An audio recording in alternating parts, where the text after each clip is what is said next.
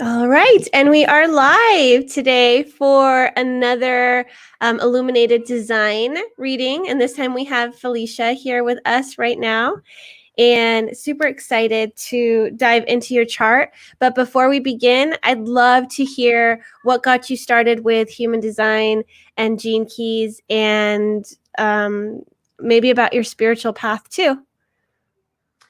Wow. Well, a friend of mine introduced me to human design because she was really studying at that time. And I believe that was probably in 2007. And so she suggested that I have a chart drawn, and she drew a chart for me. And as soon as she shared it with me, I was, oh my God, this is me. And it really opened my eyes up to my open solar plexus and really helped me to begin to understand why I was experiencing things that I was experiencing with my emotional landscape. Hmm. That was just a big eye opener for me. And it came during a time where I really needed some extra support because I had a miscarriage during that year. And I was also involved in a life coaching certification program. So it was a lot going on, a lot going on. And fast forward to, I think, 2013, I was perusing the internet and happened to go on a website that was focused on human design. But then there was this book, the Gene Keys book, on this website, and a little explanation about it. And Hmm. I'm like, wow, there's phase two. So I ordered it off of Amazon and just started to read it. And it really, I think, blended in with my training from the life coach training. And then in between the human design and the Gene Keys discoveries, I was in a program for meditation, learning heart rhythm meditation through the Institute for Applied Meditation down in Tucson, Arizona. So that brought me into my heart Hmm. because I needed it at that time. And then I think when I looped back to Gene Keys, that helped me to start pulling things together between the human design information and the heart rhythm meditation experience that I had. What's heart rhythm meditation? How does that work? Well, it is a form of meditation in which you align your natural breathing cycles to your heartbeat. And so we utilize the two natural, basic natural rhythms of our body. Of course, the breathing and our heartbeats. We align those in specific breathing patterns and have an opportunity to really align all systems of the body, from our immune system to our circulatory system, you know, our respiratory system, where we have the ability to align all and really start to uncover some of the unconscious information that lies beneath the surface, bring it up to the conscious level, and work with it.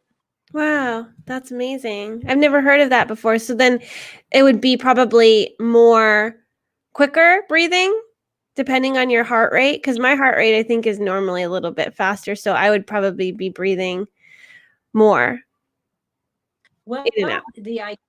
the idea is to slow the heart, slow your breathing down so that you have the ability to relax into the moment, allow your nervous system to relax, and then start to work with specific breathing patterns from there. So it's actually slowing things down so that you can then really handle more in life. Wow, that's amazing. I have a part of your chart that I was looking at. I'm like, that makes sense why you're doing that, and I'll talk about it in a little bit, but so cool. So cool. So I guess I don't know if and when Bella is going to come on, but let's just dive into your chart, and then we'll see if she ends up popping on. So, all right. So we're doing a reading for you. You are a 6-2 generator. So I see the split between your head and your sacral. So this is a large split. So there's no actual way to kind of bridge that split. So there's a kind of you might either end up being like a mental projector or like a pure generator.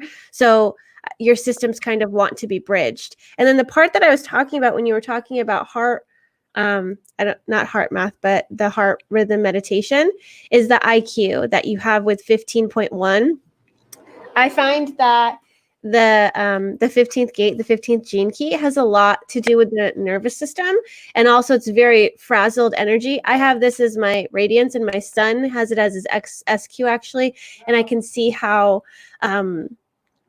it can be really wiry. So to be able to get into that rhythm, I bet you it really helps with your overactive mind, since you have a ton of activations in your mind. Would you say that you are able to get more clarity, and like with that slowdown, you kind of have the quieter mind?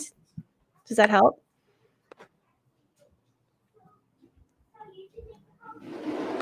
It does. It does. It has helped a tremendous amount. And I just want to ask, are you hearing like a delayed response whenever you're speaking? I'm hearing a little bit of static on the line. Me too. I was hearing it. I didn't know if it was yours or if it was mine.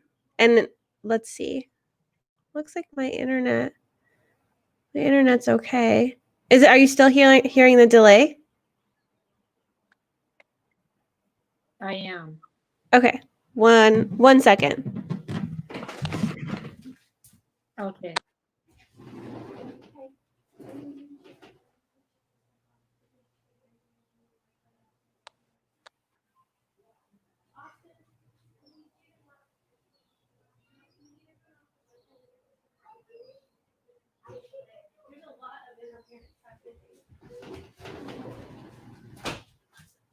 Okay. I am back. Is it good now? Is it better now?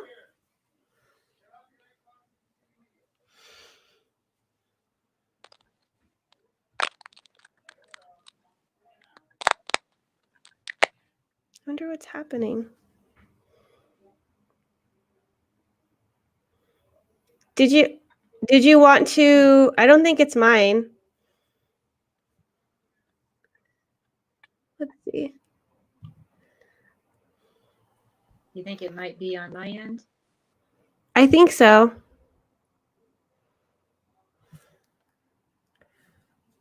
Okay. What do you suggest I do? I'd say back out of StreamYard and then come back in, probably.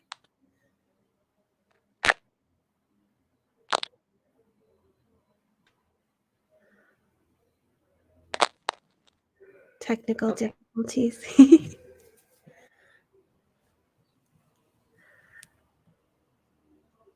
Thank you, Crystal, for the input. I think we might end up going into Bella's Zoom and then streaming again, because that might be better.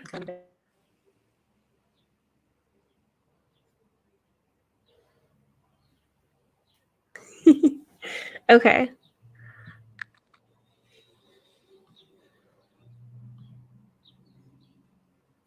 Okay, so now I'm by myself. I think that this is interesting. Super fun. So Bella's not on, and now she's not on. Hopefully we can get things sorted out. Bella, we might need to do your Zoom and then stream from Zoom to here. I'm not sure. Let's see. She's back. Is that better? Oh, a little better? It's kind of no. Are you on Wi-Fi? Are you on your phone or on your computer? I'm on my phone. I think what I would do is I would disconnect from Wi-Fi and just use the Wi-Fi that you have on, not the Wi-Fi, like your cell. Because sometimes it's the Wi-Fi that's messing up. Okay. Hey, Bella. Hello. Okay, I will try that. I'll be right back. No problem. Okay.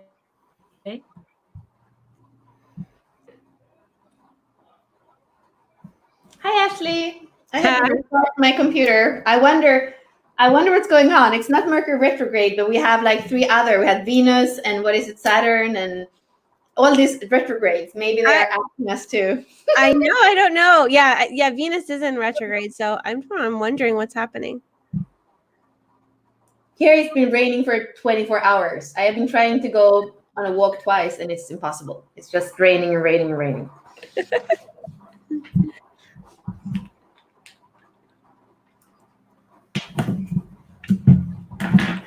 Maybe in the meantime, do you want to share with me the charts, because I didn't find them in the box, so I can pull up her. I can do it.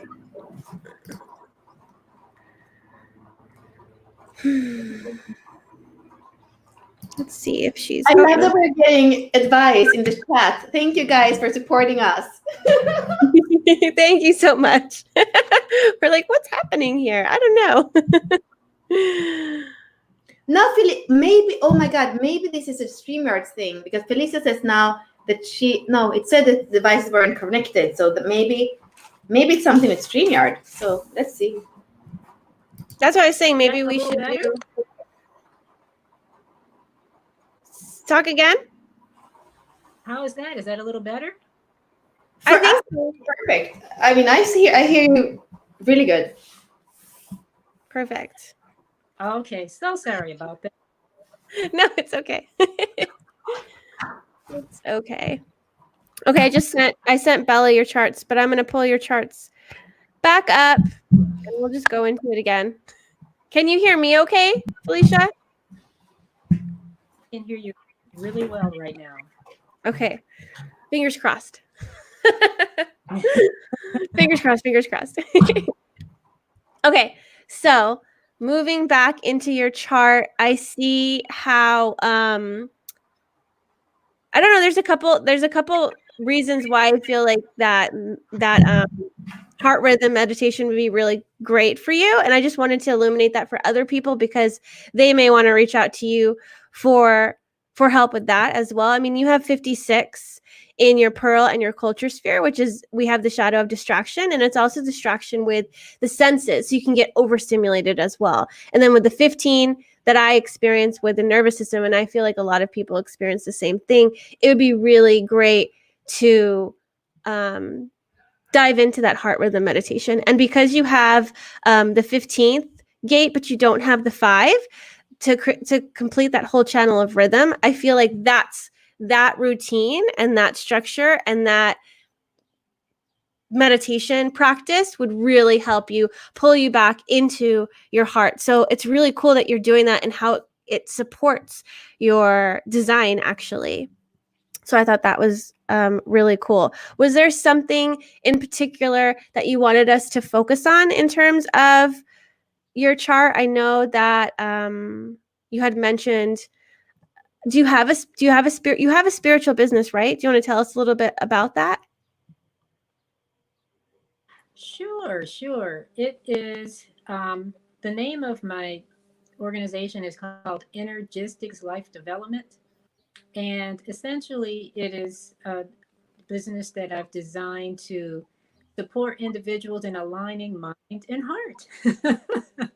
And so I offer what I call calm heart sessions. And it's all about coaching, education, heart centered education, and guidance inside of the heart, specifically related to managing emotions, emotional energy with that mental energy, how we do that dance back and forth between mental and emotional energy, and how we can dive deeper into the heart to bring up what's covered up to the conscious level and work with them accordingly. So I offer meditation sessions, heart rhythm meditation sessions, one-on-one. I also offer, coaching, overall life coaching, but I specifically work inside of this concept I'm calling calm heart.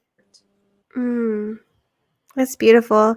And you probably, I mean, this is what you used and practiced for yourself to get you into that space for yourself. And that's why you're being that guide, that coach, that role model for other people. I could see, I mean, there's so many areas of your chart. I mean, with the radiant sphere being in reaction, revolution, rebirth, being in that state of reaction, using that technique can help you be more heart-centered and be able to get into responding instead of reacting to life. And you have it twice. I mean, you have that distraction twice in your chart and the reaction twice in your chart. So I'm sure that helps tremendously to really bring yourself into harmony. What was life like before you kind of came into that? Where did you see these patterns kind of showing up for you with the reaction and the distraction and the environmental disharmony?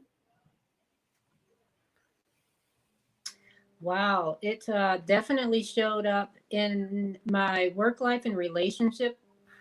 And I would say there's like a line of demarcation between 2007, prior to 2007, and my life after 2007. And, I shared a little bit earlier that I had miscarriage in 2007, and that was devastating. Mm-hmm. And when I went and, really traveled back down through the thread of my life, information that has come along the way and experiences, what I found is that miscarriage was like me entering into my heart, deeper into my heart, Wow. because I was pretty much operating from the mental realm prior to that. But as I experienced that and I went into a depression, I couldn't get out of bed. And it was month on end, month after month after month, attempting to bounce back from this miscarriage because I blamed myself. I was all in my head, literally all in my head throughout that process. And then I decided later on that year, I happened to be in a bookstore, a spiritual bookstore, and that there was a book that was speaking to me. It was on the shelf, and I could feel the energy of the book. And I purchased the book, I brought it home, and I read it from front cover to back cover. And I wanted to meet the authors of the book, and they happened to be my mentors, my heart rhythm meditation mentors that wrote this book. And I enrolled in their program, and life has been totally different for me since that time. And it's like this. I remember standing over my grandfather's casket years ago, and he had passed away of congestive heart failure. And in standing over his casket and just sobbing, at that time I had been in corporate America working for a pharmaceutical company that focused on the heart. and so I had learned all about the physical heart working with that pharmaceutical company, and my grandfather had passed away of congestive heart failure, so I could understand all that he had just gone through to get him to that place.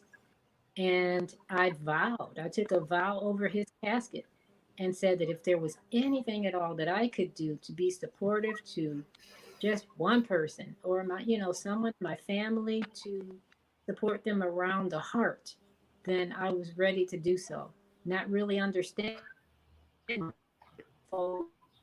just started from that point. It seems like after I had gone through the experience of the pharmaceutical company, learning about the physical heart in its healthy state and its unhealthy state, then I started to receive just all of these other resources that took me along this common theme of spirituality and health as it related to heart health.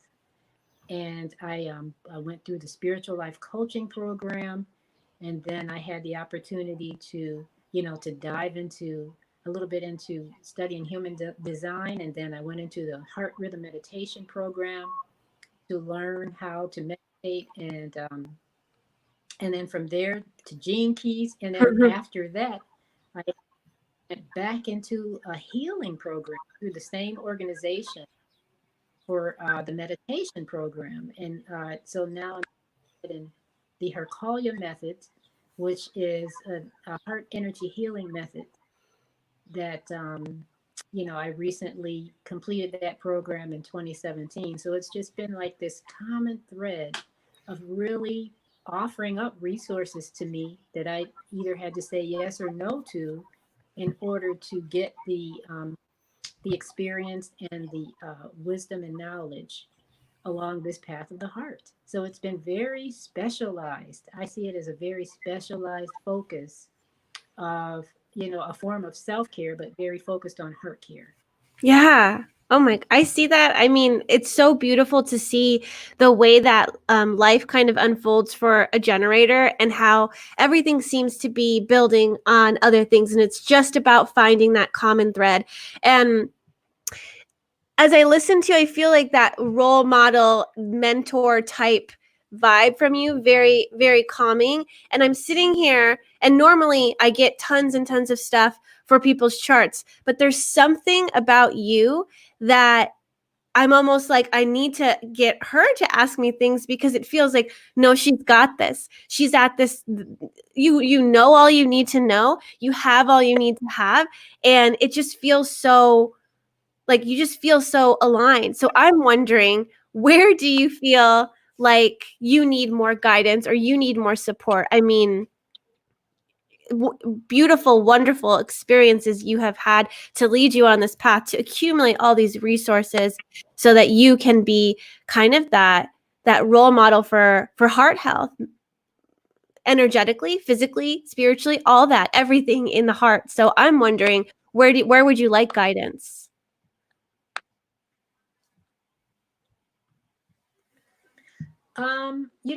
I think it's probably around that transition from the Venus sequence into the Pearl sequence. Mm-hmm.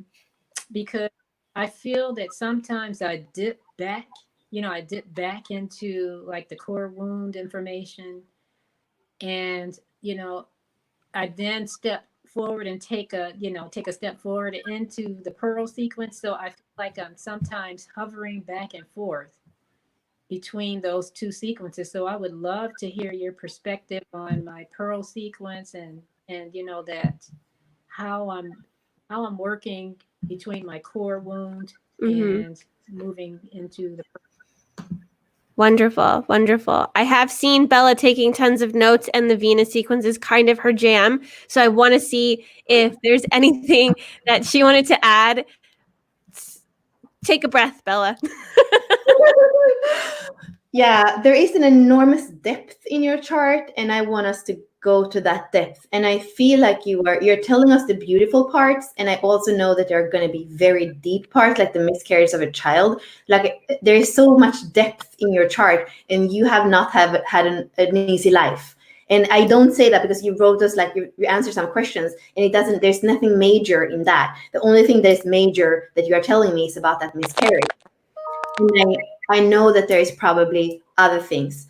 So, I mean, I see when you're speaking about the heart, I see that is your core wound. It's a 50.4. So it is a corruption around the heart. And that's part of what, like when your heart gets cracked open by the miscarriage, that's part of when you could start finding your equilibrium. That's the first thing that I see from the outside. You're working with your core wound, you are shifting it to your vocation. There is something where you are speaking about, you are now looking at going into the Pearl sequence, and you want to create this foundation that has to do with also financial foundation for your work, which is your Pearl sequence. I see something major, and I feel like it's really going to go back to the basics for you. I see a lot of first line. So it tells me that this is a first line core issue somehow. Why do I say that? Well, your culture is the first line, your SQ is the first line, your IQ is the first line, and also when we look at your divine masculine is a first line. So you have the very seed inside of you, that very seed that is either either germinating or dormant, depending on if you have really been able to heal, integrate, activate the beauty of your inner child. That's what we want to look at. So from the age 0 to 7, you are first line, and you needed safety, you needed rhythm, you needed routine. I know that you have several brothers. I know that you wanted a sister. I know that you lived with your parents, but also your uncles. I know that probably in that time it was still a little bit of a segregation that you're telling us about. I'm wondering if that child completely got that rhythm and that certainty. Rhythm has to do with heart rhythm, and the SQ is the heart. So for some reason, you started to work in the vocation, and you cracked the heart open through the miscarriage and other things, so that you could start coming into equilibrium. You kind of go the way from the core back to the SQ, and now you're in the heart, and it's about rhythm.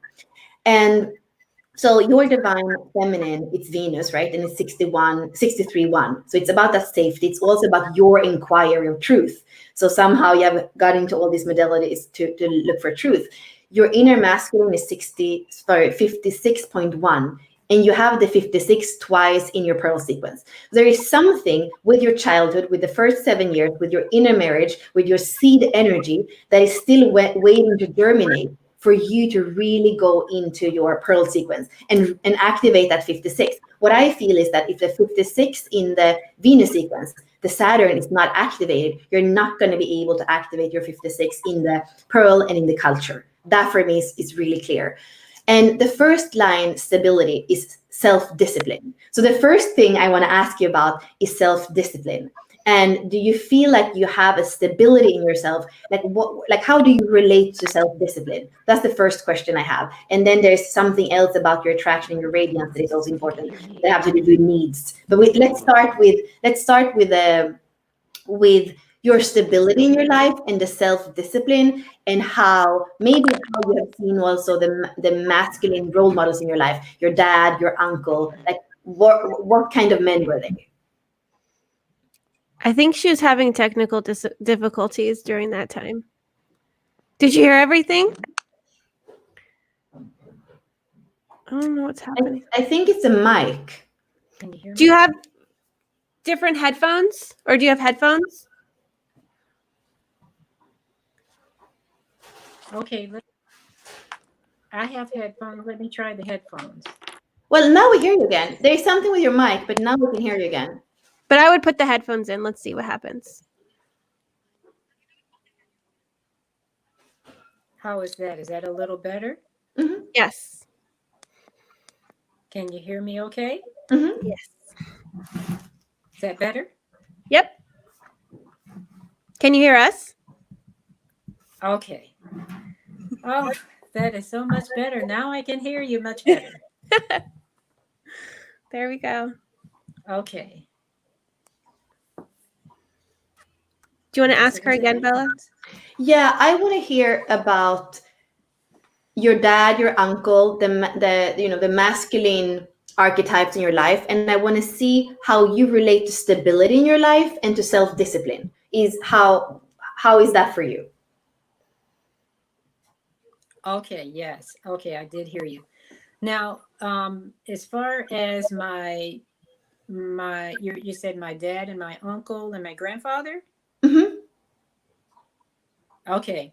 So my relationship with my dad is one that is really good in our adult life. In my younger years, he was working a lot. So he was gone a lot, really in one of the very traditional roles where the man leaves the house and he works hard for his family. And so he was gone a lot, but he was home, of course, every night. Every night he came home, and he was that traditional father figure provider. Mm-hmm. And so that's my my relationship with him as a little girl. Yeah. In terms of my grandfather, that was my father's dad. Same situation, very, very hard worker. My entire family, of course, grew up in the South. Both my mom and my dad grew up in the South of the United States. And so they grew up during the times where there was segregation. So we have that cultural emphasis going on as well. Very much grew up in segregation where they had to go to schools specifically for Blacks. They could not go to schools with whites. And, given all of that scenario, they still, came out of that having been scarred emotionally, I believe. Yeah. they still came out of it really still having a lot of love in their hearts for humanity. Hmm. So I find that to be quite interesting. Yeah. And you know, as far as just male figures in my life, they've pretty much played that role of, like the alpha male, Yeah. the powerful male that is the provider. And, I'm the female that is, the supporter. That type of dynamic was definitely very strong in the common theme and threads of the men in my life. Now, I just lost my husband. He just passed away this year. So I am moving through, my grieving process around losing my husband as well. And of course, that's been quite something to move through. He just passed away in February of this year, and he had been ill for quite a while. Yeah. Yeah. So what So that, I think, speaks to, what you were sharing, Bella, about there's been a lot of heartbreak throughout the theme of different experiences in my life, from the miscarriage to my husband. He was sick for quite a while, and then he became better, and then he just passed away of cancer, pancreatic cancer, just we discovered in December, and then he was gone in February. So lots, a lot of heartbreak has been happening. Yeah, thank you for sharing that, and I'm sorry to hear, because I know that these things are there. They're there in your DNA. You decided to break your heart so many times so that the corruption that humans have in the heart, that you could purify that. That's your 50.4. So it's really, really there. And I know that you lost your uncle as well from diabetes. You lost your husband. You lost a child. There's all these things, and your life's work is the Sedna asteroid position. And we just did an interview about Sedna, which is all about abandonment and like all about this really, really having family that is not even there for you because they can't be there for you for one reason or another. So there are a lot of depth in your chart. So what I see, there are those heartbreaks they're there because your core wound, your vocation decided that it wanted to crack the heart open so many times, so it would stay open, it would go back to the SQ, it would find its rhythm. And what I see, and this is the core thing that I see for you, I see that all the male figures in your life, they had the self-discipline. Your male is the 56-1. So you have the self-discipline in the line 1. They were laying the foundation. They were the alpha male. They were doing the foundation, what you're expecting for a man. That's the key. But they never used that key to unlock the gene key 56. So basically what you have seen are men that died, that worked hard, that had to do that because of their family, that were segregated and not seen as equal. Again, the equilibrium and the harmony of the 50. You have your inner masculine, or the lineage of your masculine, have only seen the self-discipline, the hard side. So how can you ever come into equilibrium in your inner marriage? And how can you ever go up in your pearl sequence and allow yourself enrichment when none of the alpha males in your family were allowed enrichment? The 56 is about intoxication because there is so much pleasure. But none of the men you ever saw. So you don't even trust that. And even your EQ is tainted about it, because it's the courtesy and the aggression. It is aggression to say blacks is not as good as whites. That's there in your emotional, and the lineage of your like you are emotionally still kind of scarred, and you're a very sensitive person. You have that 57. You can hear the 57 and the 50 are both spendicate. They can hear the disequilibrium. They can hear the unease. They can hear what's not quite right. So you have that in your EQ, so that your own emotions, like you kind of have to be banged in the wall time after time. And it's amazing that you decided to go for the open heart, although all these experiences would show you that it's better to kind of cave under and become really cold and become really sterile in your attraction. And that's the other thing, what's going to go together with that 56 and allow, like, starting to understand that your inner masculine it's not only about self-discipline, it's also about pleasure, enrichment, all the senses. That's the 56. I would listen to the 56 many times. I think we're going to send you Richard's recording on that one. The other one is something about needs, and this is also connected to your inner masculine somehow, although it is this masculine, is the sun archetype on your design side, and it's the moon archetype on your design side. Very, very strong. The 49.2 and the 49.1. Here it is something about needs. There is some misunderstanding is what I would say. That's a little bit hard, but there is something when it comes to needs that I would say there's a shift. There's something around needs that you think you need something, but maybe you need something else. Maybe it could be as simple as you think that you need to make enough money, but actually you're just here to be recognized for the enrichment that you have in your own life. You have the pearl that is 56.2. You're here to be recognized for you being really in your pleasure. You're maybe not here to make a lot of money. You're more here, like we were saying, you were given a lot of resources. The second thing is your life's work. You're given resources. You're not really here to make money. You're not really here to do the work. You don't have the 14. You have the 2. You're here to be provided resources so that you can be that feminine role model that you're here to be in the 2.6 of life's work. So I'm thinking there's something around needs that wants to be unpacked.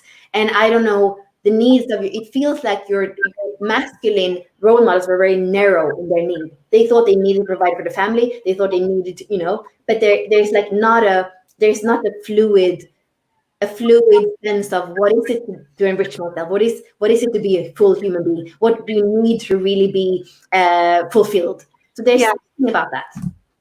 I would say that she has a lot of hanging gates here. Like the 2 wants the 14, the 49 wants the 19, and those are like basic. Like this, the 2 wants to be provided for so it can go in that direction that it's wanting to go in. The 49 wants to have the security through food, sex, and house, right?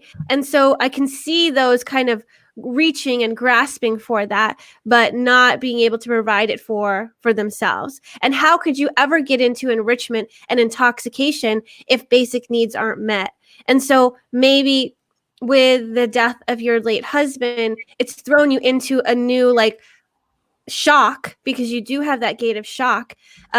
It's thrown you into that shock of, okay, now I have to be that foundation for myself. There might have been something within him that was your anchoring, right? And so investigating that and reclaiming that part of you would be very beneficial for you, because there's something that you received from him that you're not receiving now because he's not here in physical form. Yeah, I mean, there's yes. And look at I hadn't looked at your human design. You have the second gene key in your personality sun, in your personality moon, and your personality Mercury. All these close activations are conjunct when you're born. You're just here to be the feminine. You're actually not really here. You're here to be provided for, but that's only going to happen. You have one channel that is the most important channel for you. It's the 5027. That heart that you have cracked open a million times. But this is what Ashley was saying. You need to find your own nurturing in the 27. And that's not going to happen early in your life. It's going to happen now. It's your North Node 27.6. You haven't had access to your North Node until now. And it's also role model gate. And we say before 50, a 6th line cannot be really open. So I would say you are a generator. You're here to work, to function from your sacral center. So the channel you have is the 2750 between the sacral and the splenic center. This is your main channel. If that channel doesn't fire right, all your superpowers in your head and your ajna and everything you're going to share with the world is not going to enrich you, as long as you're not finding your own true nurturing.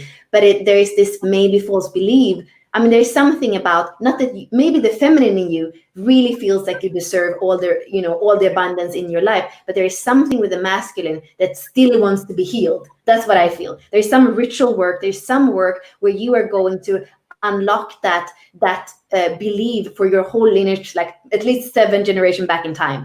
The masculine that was aggressed and that wasn't able to have a life that had all the colors of the rainbow. I think your dad and your grandfather would have liked to spend much more time with the kids and do all these things and have a life that wasn't only based on self-discipline, survival, bringing home the bread and all these things.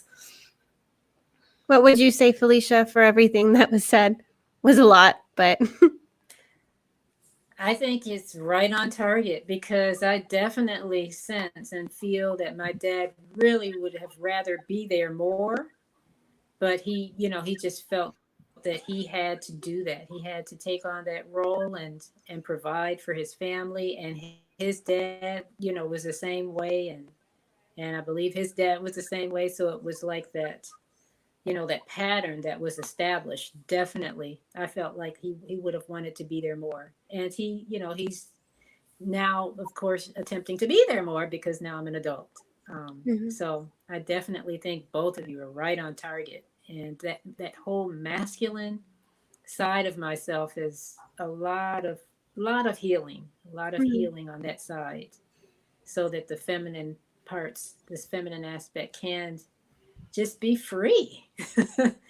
And I do feel that inner battle that goes on between my inner masculine and inner feminine, and I think the heart work has supported me in just even acknowledging and recognizing it, and becoming a little bit more gentle with myself around it. I could even see you work with men, because you're the feminine essence in your moon, in your sun, in your Mercury, the way that you express yourself, the way that you like you're driving life, and how you shine in life. Like all that is the feminine. I could see you, because actually I realized when I speak now that I was looking at the Jupiter. So I'm looking now at Jupiter and Saturn together, and Saturn is actually the 36.6. So there is something, it's pointing to the emotional center. The old generation, not only your not only your father and your grandfather, but the generation in the patriarchy, men have not been allowed having emotions. And you have that if you look at Venus, at Jupiter and Saturn, you have the 36.6, which is an emotional gate as well. So there is enrichment and emotions. It's like it hasn't been, haven't been allowed to express their emotions. And I feel like part of your work might be with men, and it might be providing this space for men. You have a lot of activations, activation in an open center. So you have been flooded by, all of the heartbreaks and emotions of all kind. You've been a victim, you've had like conflict in your life, you've had turbulence in your life, all these things are activated. I can see you as holding space for the masculine in order to let him know that in the new world, he's allowed to express emotions. And there is something where I see that role models often work with something that is in your completely open centers. So I would even say men are worthy. The masculine is worthy. Even when it has emotions, even when it has needs. And the need might be to be closer to the children, might be to be softer. Like I can see a whole space for the masculine wanting to be whole, not just wanting to be the provider. And that could be your business. And that would enrich the world so much. That would enrich men so much. And you would do it in your unique individual way because you have a first line culture. How do you feel about that? I'm like, this is it. But how do you feel? Wow, I am open, certainly open. I have, found that in the past several years I've been around all of these women, but perhaps that is, because I am to really dive deeper into the feminine side. And maybe that's why I've been around so many women. So I'm certainly open to working with men, and will certainly, try it on.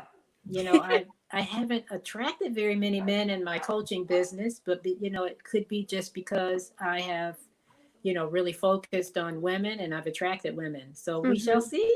And I mean, things might open up. I mean, you